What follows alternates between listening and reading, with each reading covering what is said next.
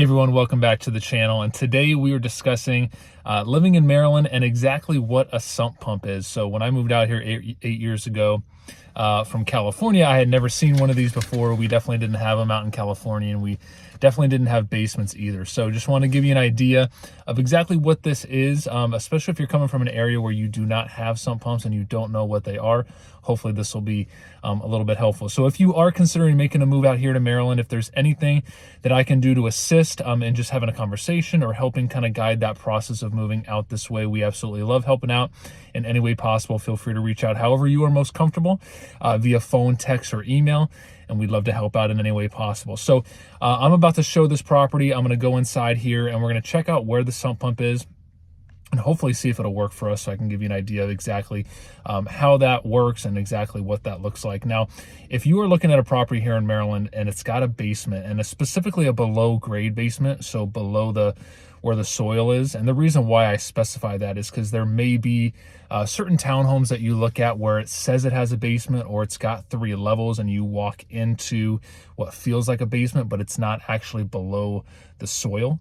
Then you're not going to see a sump pump in that scenario if the basement's not below grade. But if it is below the level of the ground, then you're almost always going to see a sump pump in that type of basement. And if you don't, that's actually more concerning. You want to reach out to someone and kind of have a conversation around that as to why that is. Have there been any water issues in the past, and kind of what that looks like. So something to kind of keep in mind as you're looking at homes, that you should always see a sump pump if there is a basement that's below ground level. So we're going to kind of walk you through in this home and kind of that process of what that sump pump looks like, how it works, the piping, and kind of what the mechanism of it is. So basically what happens is when it rains, the soil gets saturated with water around the house, and some of that water, if there's not some sort of prevention, which is what a sump pump is, it's basically flood prevention. Some of that may seep in towards the foundation or below the foundation, which is definitely something we don't want. So the sump pump kind of acts as a preventative measure against that. It's going to collect water into a pit through these 3-inch corrugated pipe drains, and it's going to go into this pit. And then once the water level raises to a certain level, the float is going to kick on. And it's going to basically eject that water up through some PVC piping and get it out away from the home, preferably through another extended pipe once it reaches the outside of the home, and get it as far away as possible from the foundation of the home, so it's not kind of coming back towards the property. So that's kind of a little bit of how it works and how it's kind of designed to keep water away from the foundation of your home. And then one last thing to kind of keep in mind with these sump pumps, I don't see this a lot, but on occasion I do. You can buy backup batteries for these sump pumps to kind of make sure that if there is a power outage, if there's anything like that, these sump pumps can work. So if we happen to have a heavy storm and power goes out, a backup battery will make sure that sump pump is always going to be able to kick on and keep that basement dry.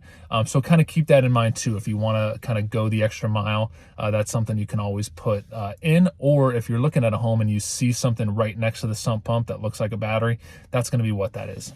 All right, so let's head on in and let's check out how this sump pump works. Okay, so here we are in a basement here, and you can see the pit here, you can see the float that I'm pointing to here, and almost always these are going to be kind of in the corner, somewhere at the lowest level of the home. So for this one, I like how it's got the accessible cover here where you can slide it back. From time to time, you can come down here and check it out, make sure that water's not getting too high, and it's just easier to maintain that way. Sometimes you can see here, there's holes here. Sometimes these are like bolted or screwed shut. I do see that a lot, but it just doesn't make it as accessible to kind of check in on it. So this is kind of cool. Now you can see here, this one does have some water, and you can see the PVC here.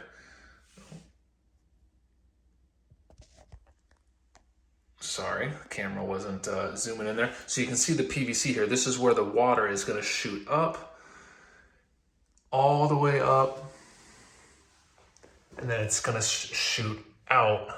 This is the front of the home, so it's going to shoot out through that PVC, and then preferably to an extended pipe that's going to take the water as far away as possible from the foundation of the home. So This sump pump is going to basically kick it outside and keep it away from the foundation of your home, and just keep your foundation nice and dry. So you can see here, I'm hoping that this will kick on for us. This float, once it reaches a certain level, it's going to trigger this this sump pump to kick on. So you can hear it there. It's kicking on, and you can see this water going down and down.